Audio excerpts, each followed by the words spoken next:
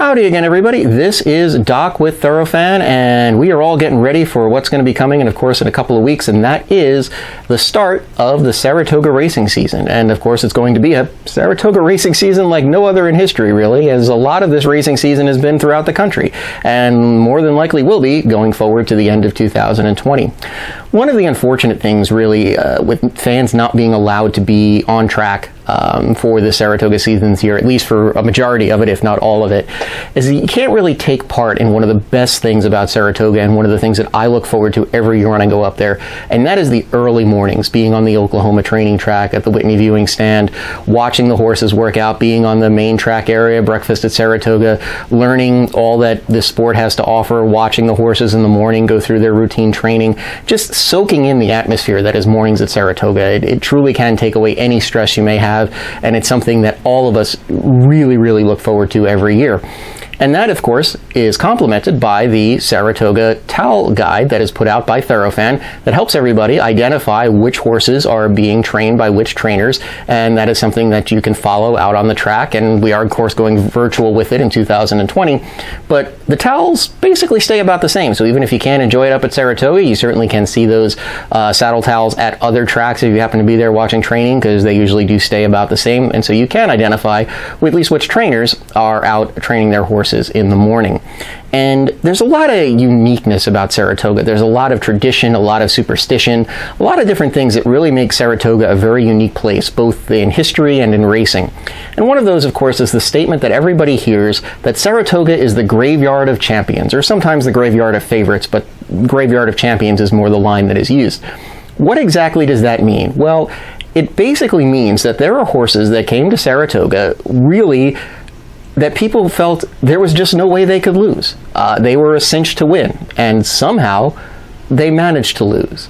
And there are some very famous horses that have fallen victim to this curse, if you will, over the years of racing at Saratoga, and we're going to highlight some of them right here at Thoroughfan for you, and we're going to take a look at 5 specific horses that are really etched in the stone of racing lore, if you will, as being members of the graveyard of champions. So let's take a look at who made the list.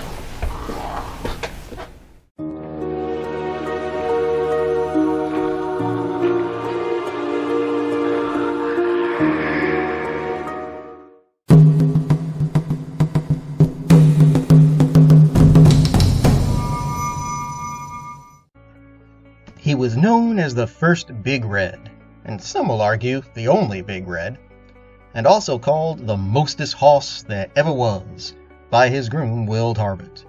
He was Man o' War, a stunning chestnut owned by Sam Riddle, who would go on to be one of the greatest racehorses in thoroughbred history.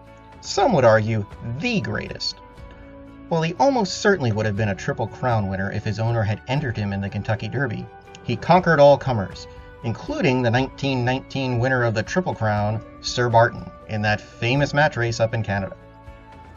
Conquered all, that is, except one. His one blemish on his record of 21 races came at Saratoga and the Sanford Stakes, where he finished a fast-closing second to Harry Payne Whitney's Upset. Some will claim that that is where the term upset came to have its real meaning. However, a quick look through history shows that it was used way before then. Having a horse named Upset defeat as heavy a favorite as Man o' War in a race certainly did help to cement the term in the common vernacular going forward in the sports world, though. So, why did the immortal Man o' War lose that race? As long as there are railbirds at the track, there will be theories. Race fixing by the jockeys was one rumor that floated around for a while. What is mostly agreed on, though, is that it was the start that doomed him. In those days, no starting gate was in use, and the horses lined up for the starter in front of a white tape that was raised to indicate the start. Well, that day a fill-in starter was present, and while they were working to back Man o' War into the right spot for the starter sprung the tape and the horses were off, with Man o' War basically left flat-footed at the start. Working hard to make up that lost ground at the start, he gallantly cut into Upset's lead through the stretch, but fell a half-length short as he simply ran out of real estate. To show that his loss to Upset was simply a fluke, in the storied stretch of Saratoga, The two horses met 6 more times over the course of their careers, with Man O' War trouncing his rival in every meeting. He did lose that race, though, and as such, will go down in racing lore as one of the first to have their place cemented in the graveyard of champions.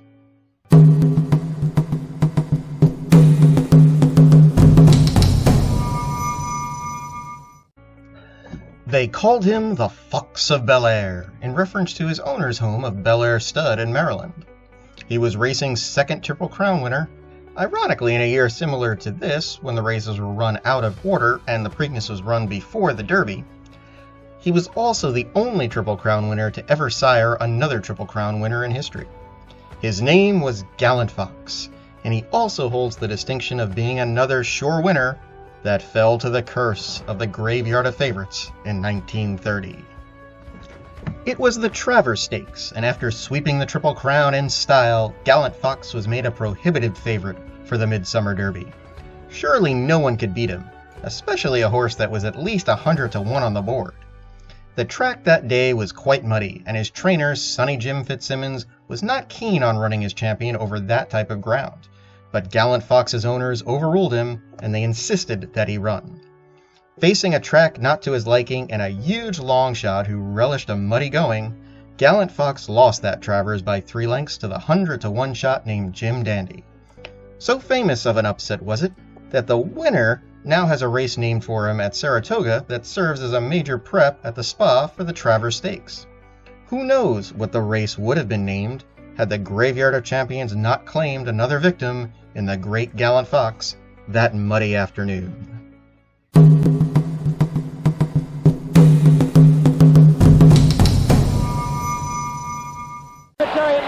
He was the horse a generation had waited for.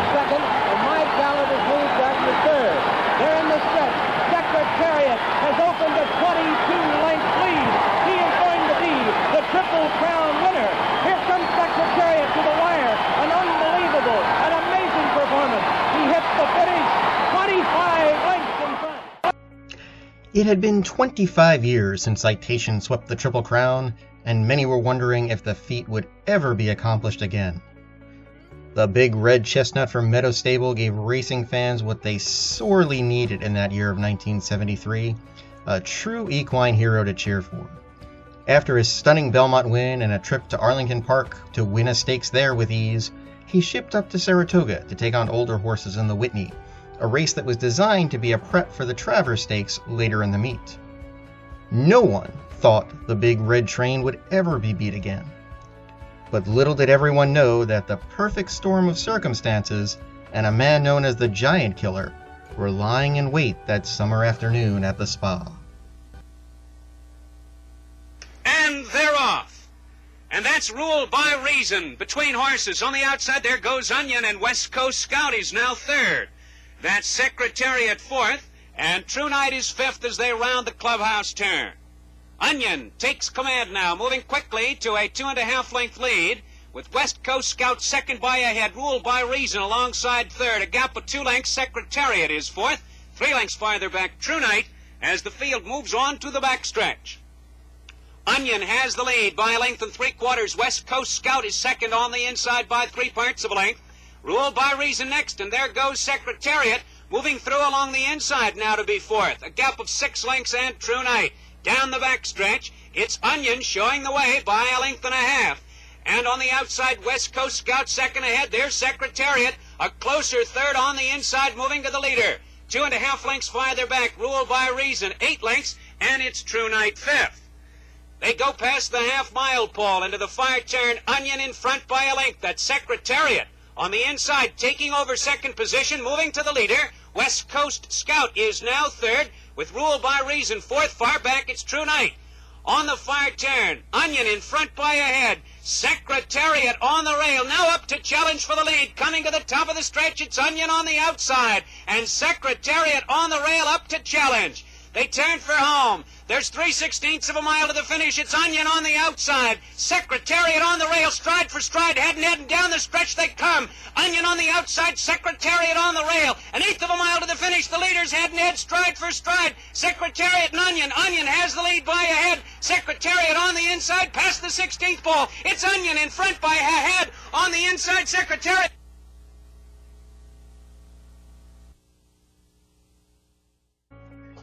How could a horse like the immortal Secretariat lose a race against what was considered such inferior competition? Well, what the public didn't know at the time was that Secretariat had been battling a pretty severe fever for a few days prior to the running of the race, and jockey Turcotte knew he was not going to be himself, as it sapped much of the big horse's energy. He begged trainer Lucien Laurin not to run him because of it, but the decision was made to still run, as there was so much press and publicity about him being there, they just could not back out now. Turcotte would later recall just how gallant Secretariat was in that race, saying any other horse would have tired badly to finish dead last under similar conditions. Not to be ignored, though, was the amazing work of a young trainer, Alan Jurgens, who turned Onion from an unknown horse into the slayer of a giant just mere days after he had set a track record going 6.5 furlongs at Saratoga.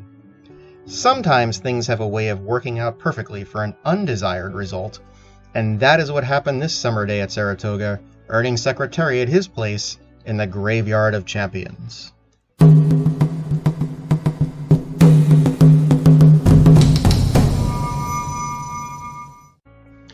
Summer of 2010, the equine queen of Saratoga, Rachel Alexandra, returned to the track that helped cement her 2009 Horse of the Year title with a performance that none who were there for it would ever forget.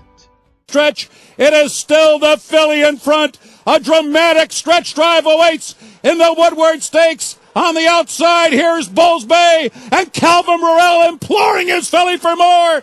And Rachel Alexandra holds on to the lead. Bulls Bay is second. Macho again is making a tremendous run for the back of the pack.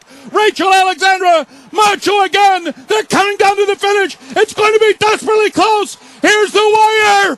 Rachel won. She is indeed Rachel Alexandra the Great, beating Macho again here, and farther back, Bulls Bay was third. The time was 1:48.1.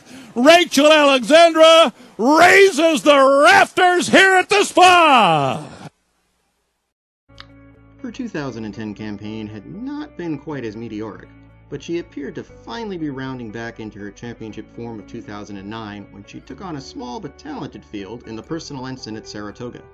Made the odds-on favorite, many felt that there was just no way she could lose at the Spa. This despite the presence of the very talented Life at 10 in the field, as her raucous fans would carry her to victory once again. Another storied stretch drive awaited for those fans, under the historic grandstand and rafters that again were shaking with excitement.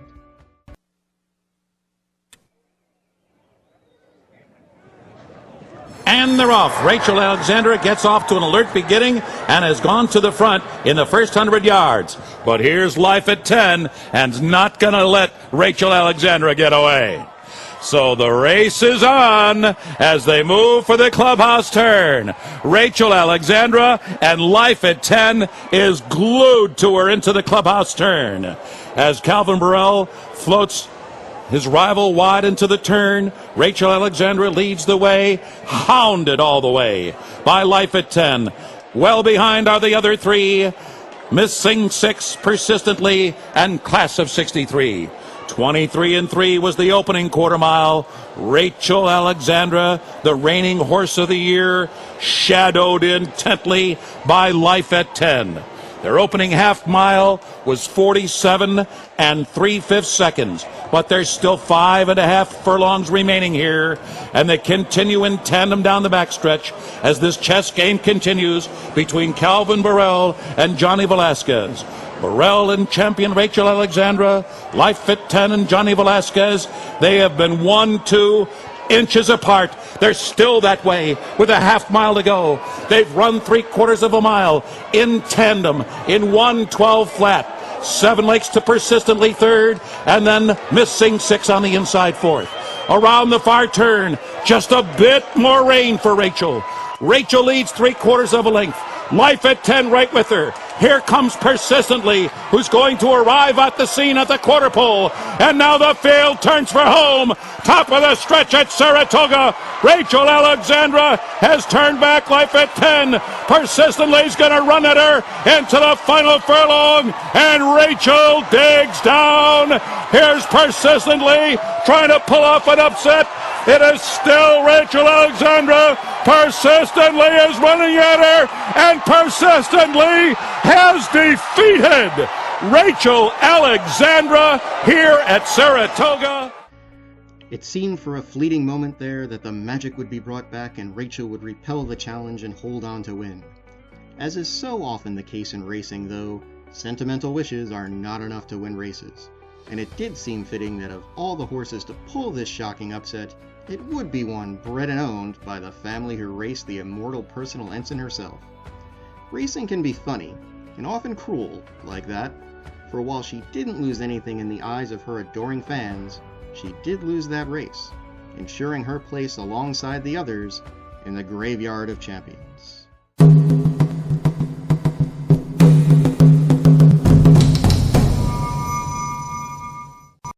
Like Secretariat before him in the 70s, this horse brought an end to an even longer drought for a generation of fans just waiting for a champion. Come into the final furlong. Frosted is second with 1/8 of a mile to go. American Pharaoh's got a 2-length lead. Frosted is all out at the 16th pole. And here it is. The 37-year wait is over. American Pharaoh is finally the one. American Pharaoh has won the Triple Crown. Yes, he finally was the one, and the fairy tale continued with a facile victory in the Haskell before heading to the Midsummer Derby among a tidal wave of fan support. So much so that 30,000 fans turned out in the morning just to see this horse gallop once around the track. He headed into the Midsummer Derby a prohibitive favorite, with his fans once again feeling there was just no way he could lose. They're off in the Travers. And American Pharaoh had a great start. He goes straight to the front, and Frosted is away well. And Frosted is just to the outside of the Triple Crown winner early. And then it's Smart Transition running in third. Upstart is fourth. Texas Red fifth. Keen Ice is sixth on the outside as they pass by us. And then Mid-Ocean Fermento. Tail of Verve and King of New York is the trailer. So American Pharaoh gets some early pressure here in the Travers. Frosted is kept close to the pace, and Smart Transition is third. The opening quarter mile was a soft one, though. It was 24 1/5 seconds. Upstart is tucked in. He's now third, and Smart Transition is back to fourth. And then it's Texas Red and Keen Ice, a separation of 5 to Mid-Ocean, and it's a long way more back to the others. And they're followed by Taylor Verve, Fermento, and King of New York.